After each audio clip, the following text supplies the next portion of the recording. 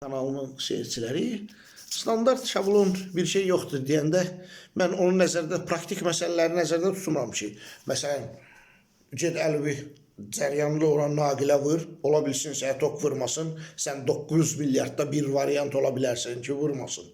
Yox. Ümumi, məsələn, bayaq misal çəkdim ki, canavarın ulaması barəsində, yəni yaradılışın elə sirləri var ki, yalnız yaradan bilir. Praktik məsələlərə onu və ələxüsusda həqiqətə aid eləmədim. Və mənim ən çox oxuduğum alimlərdən biri Jordan Peterson'dır. Jordan Peterson'un çox gözəl bir misalı var ki, Nobel mükafatı alimlərin yığıblar bir yerə ki, yer kürəsini necə xilas eləmək olar.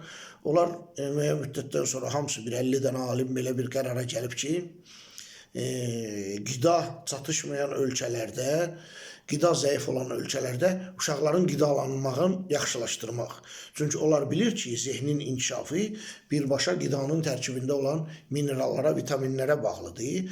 Və o alimlər deyib ki, biz indiki bu qədər ödülü Nobel mükafatı olan alimlər bu problemləri həll eləyə bilmərik. Buzlaq əriməsin, müharibə olmasın, azon dəligi tutulsun. Amma hər uşaq bir ümiddir. Hər uşaq bir şansdır. Uşaqların qidalanmağı yaxşılaşsa bütün dünya üzrə, ola bilsin onların içindən kimsə bu problemin həllini tapa bilər.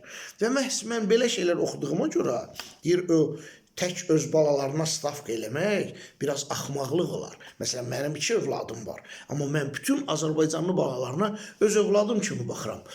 Nəyə gücüm çatan yerdən, əlbəttə ki, mən imam deyiləm, peyğəmbər deyiləm, yəni o boş yerə də bunu eləmirəm. Çünki Azərbaycan FIDE reytingi üzrə 6-cı, 7-ci yerdə olan şahmat üzrə biz düşünə bilən millətik. Bizim uşaqlardan nəinki Azərbaycanı qabağa çəkə biləcək, bütün dünyanı xilas eləyə biləcək, Lütfüzadə yetirmiş biz millətik.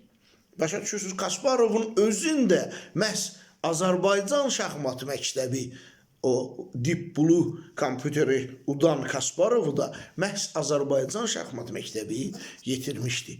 Ona görə də uşağa gücün çatmırsa nəysə bir yaxşılıq eləməyə, nəysə bir şey öyrətməyə, heç olmasa uşağı görəndə gülümsə, başına bir dənə tumar çək, qoy heç olmasa yaxşılığa inansın. Mən bütün bu həyatı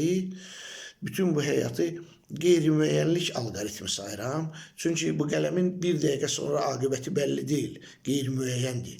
Ancaq qeyri-müəyyənlik özü də alqoritmə, qaydalara, qanunlara tabidir ki, məsələn, fraktallar və Fibonacci sabiti haqqında oxuya bilərsiniz. Bu qədər kitabdan, elmdən uzaq olmayın.